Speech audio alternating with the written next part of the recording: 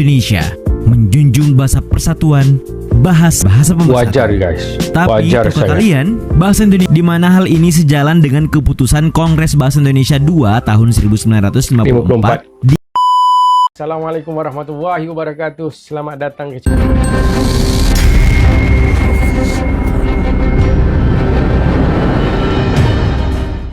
Bahasa melambangkan bangsa guys. Apa yang kita tengok, Indonesia sangat jaga bahasanya guys. Di Indonesia berbagai-bagai jenis kaum, tetapi percakapan harian adalah bahasa Indonesia guys. Kita reaksi sama-sama berkenaan dengan bahasa Indonesia guys. Video kali ini daripada channel Data Fakta yang berjudul Punya Perjalanan Panjang, 7 fakta sejarah bahasa Indonesia menjadi bahasa nasional Indonesia guys.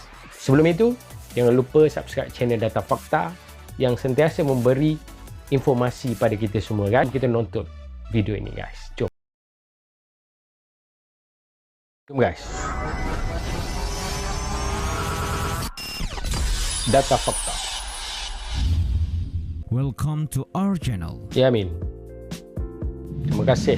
Kami putra dan putri Indonesia menjunjung bahasa persatuan, bahasa Indonesia.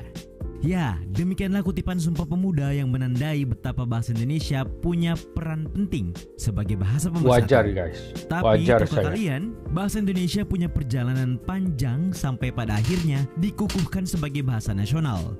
Selengkapnya simaklah ulasan channel Data Fakta berikut ini.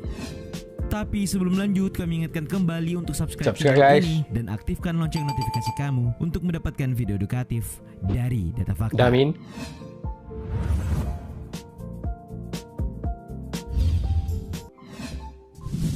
Bahasa Indonesia dan bahasa Melayu. Sadar atau tidak, kadang tidak sulit bagi kita orang Indonesia menerjemahkan bahasa negeri tetangga yang menggunakan bahasa Melayu dalam keseharian. Ya, hanya dialeknya saja yang berbeda, sementara kosakatanya mirip. Kalaupun tidak mirip-mirip amat, minimal kita paham maksud dari ucapannya. Nah, dari sini tentu muncul pertanyaan, apa hubungan bahasa Indonesia dan bahasa Melayu? Benarkah hanya sekedar mirip? Faktanya bahasa Indonesia memang tumbuh dan berkembang dari bahasa Melayu, di mana hal ini sejalan dengan keputusan Kongres Bahasa Indonesia 2 tahun 1954 di Medan yang menyatakan bahwa bahasa Indonesia berasal dari bahasa Melayu. Tidak ada yang menyaksikan peran bahasa Melayu. Tidak hanya sebagai bahasa perhubungan atau lingua franca, di Kepulauan Nusantara, bahasa Melayu bahkan sudah dipakai di kawasan Asia Tenggara sejak abad ke-7. Pernyataan ini diperkuat dengan ditemukannya berbagai prasasti yang menggunakan bahasa Melayu kuna. Semisal prasasti yang ditemukan di Kedukan Bukit Barangka tahun 683 Masehi Palembang yang bertuliskan huruf Pranagari berbahasa Melayu kuna. Di Malaysia pun ada guys. Berdampingan dengan Sansekerta. Masih seputar eksistensi bahasa Melayu. Bukannya apa-apa, hal ini dirasa penting untuk dibahas demi mengingat kembali betapa tua dan sudah mengakarnya bahasa ini di kawasan Asia Tenggara, tak terkecuali di Nusantara. Sebut saja pada zaman Sriwijaya. Faktanya saat itu bahasa Melayu dipakai sebagai bahasa kebudayaan. Maksudnya bahasa ini dimanfaatkan dalam buku pelajaran agama Buddha.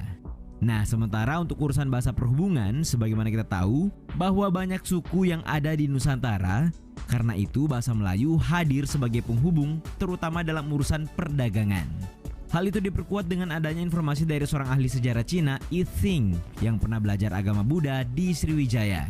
Ia menuliskan bahwa di Sriwijaya ada bahasa yang bernama Quen Luin yang berdampingan dengan Sansekerta.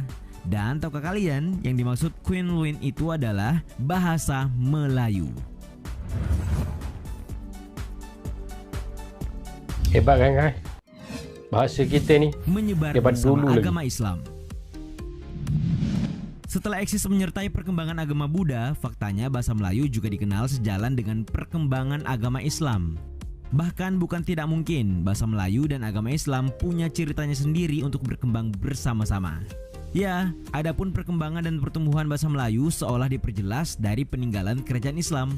Ada yang berupa batu bertulis, seperti tulisan pada batu nisan di Minye Tujuh Aceh, berangkat tahun 1380 Masehi hingga hasil susastra pada abad ke-16 dan ke-17, seperti syair Hamzah Fansuri, hikayat Raja-Raja Pasai, sejarah Melayu, Tajus Salatin, dan Bustanus Salatin. Bahasa Melayu menyebar ke pelosok Nusantara bersamaan dengan menyebarnya agama Islam di wilayah Nusantara. Faktanya, bahasa Melayu mudah diterima oleh masyarakat Nusantara karena bahasa Melayu tidak mengenal tingkat tutur. Indah. Bahasa yang indah. Menyerap banyak bahasa. Tadi sudah dibahas mengenai perjalanan panjang bahasa Melayu. Karena itu kurang lengkap rasanya jika kita tidak kembali fokus membahas perjalanan bahasa Melayu menuju bahasa Indonesia. Tepat pada tanggal 28 Oktober 1928, sebuah momen yang kita kenal dengan Sumpah Pemuda, menjadi awal dari kesadaran para pemuda untuk memiliki bahasa sendiri yang dikenal sebagai bahasa Indonesia hari ini. Nah, tentu saja ini tak terlepas dari upaya pengangkatan bahasa Melayu menjadi bahasa Indonesia yang mendorong perkembangan bahasa Indonesia dengan pesat. Tapi tahukah kalian, bahasa Indonesia tidak hanya berhutang budi pada bahasa Melayu, sebab faktanya 9 dari 10 kata bahasa Indonesia adalah asing. Hal ini pernah dituangkan oleh Alif Danya Musni atau Yopi Tambayong alias Remi Silado, seorang sastrawan yang juga dikenal sebagai seorang munsyih, ahli di bidang bahasa melalui sebuah buku dengan judul yang sama. Sebagai contoh, 700 kata dalam bahasa Indonesia lahir dari pengaruh bahasa Sanskerta dan Hindi. Misalnya asmara, istimewa, dan wisuda. Kata bakso yang diserap dari kata Cina, kata jadwal yang diserap dari bahasa Arab, bendera dari Portugis, indekos dari Belanda, dan masih banyak lagi.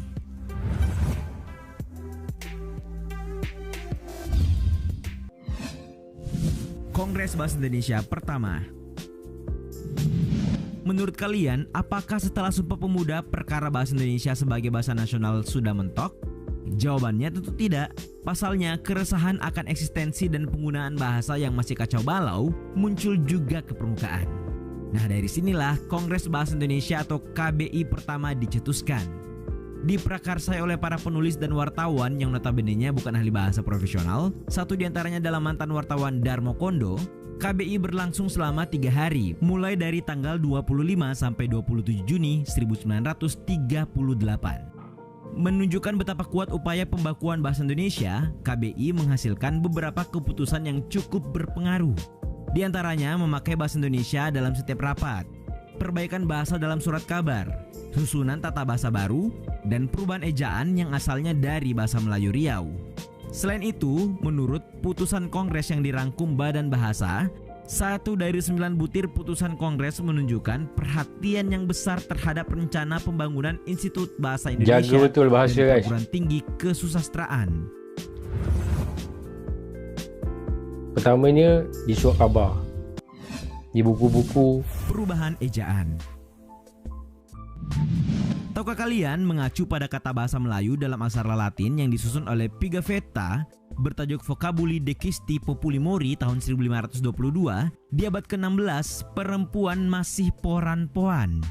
Pertengahan abad ke-17 kata-kata Melayu dalam ejaan bahasa Indonesia juga hadir melalui karjaan untuk kerjaan, elmou untuk ilmu, dan keluar untuk keluar.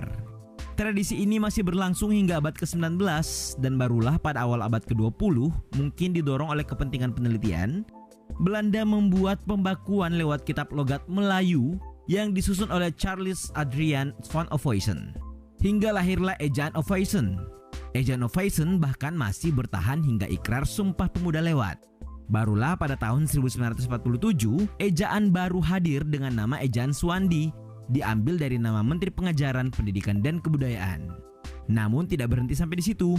Dianggap belum praktis, melalui Kongres Bahasa Indonesia II di Medan tahun 1954 dirumuskan keputusan baru, yakni ejaan sedapat-dapatnya menggambarkan satu fonem dengan satu huruf.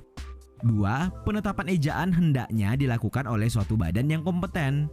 Dan 3. Ejaan itu hendaknya praktis tetapi ilmiah. Nah, ejaan inilah yang kemudian dikenal dengan nama ejaan pembaharuan. Iyalah kan, kalau yang dulu-dulu ejaan dia sangat berlainan dengan sekarang. Bahasa Indonesia sebagai bahasa nasional. ejaan pembaharuan tidaklah berumur panjang. Pasalnya setelah itu kita masih akan berkenalan dengan EYD dan PUEB. Ya, tahun 1972, pemerintah lewat keputusan Presiden nomor 57 meresmikan lagi ejaan baru yang bernama ejaan yang disempurnakan atau EYD. Selanjutnya, setelah 44 tahun kemudian, upaya perbaikan kembali dihadirkan dengan adanya Pedoman Umum Ejaan Bahasa Indonesia atau PUEBI di tahun 2016. Nah, perubahan ejaan dari masa ke masa itulah yang menjadi bukti sekelumit perjalanan bahasa Indonesia menjadi bahasa nasional. Tidak hanya sebagai alat komunikasi, sekaligus pemersatu, faktanya bahasa Indonesia merupakan identitas sebuah bangsa. Betul. Itulah tadi perjalanan panjang bahasa Indonesia menjadi bahasa Bahasa nasional Indonesia serta pemersatu perubahannya dari masa bangsa. ke masa. Lalu, bagaimana dengan penerapannya? Itulah video daripada Data Fakta, guys. Pendapat anda, pandangan anda boleh letak di kolom komentar di bawah, guys. Janganlah kita menterbelakangkan bahasa kita, guys. Kita sentiasa meletak bahasa kita di hadapan daripada bahasa-bahasa lain, guys. Sangat kecewa sekiranya bahasa orang lain kita agung-agungkan, sedangkan bahasa bangsa kita, guys, kita haruslah mengangkatnya paling tinggi dalam hidup kita, guys. Itu sahaja daripada saya, guys. Kita jumpa lagi video selepas ini. Assalamualaikum warahmatullahi wabarakatuh.